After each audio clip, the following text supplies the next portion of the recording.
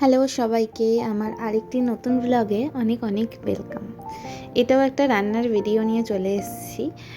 তো ফার্স্টেই চাউমিনটাকে সিদ্ধ করে সবজি টবজি কেটে ওদিকে চিকেন আর ডিমটা ভেজে রেখে দিয়েছিলাম। তারপর কড়াইতে একটু মোটামুটি সাদা তেল দিয়ে ওতে একটু রসুন কুচি দিয়ে দিয়েছিলাম। তারপর একটু যখন ভাজা ভাজা হয়ে এসছে তারপর একে একে গাজর, বিনস এই দুটো জিনিস দিয়ে ভালো করে ভেজে নিচ্ছিলাম।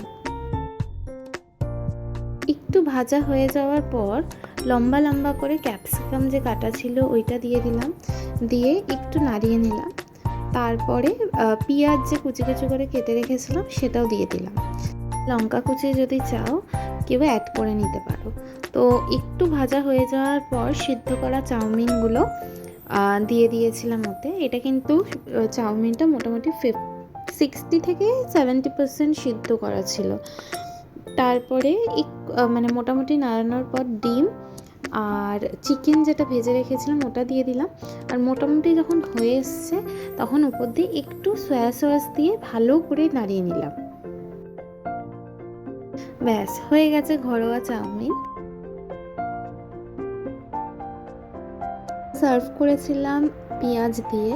তো আজকের জন্য টাটা।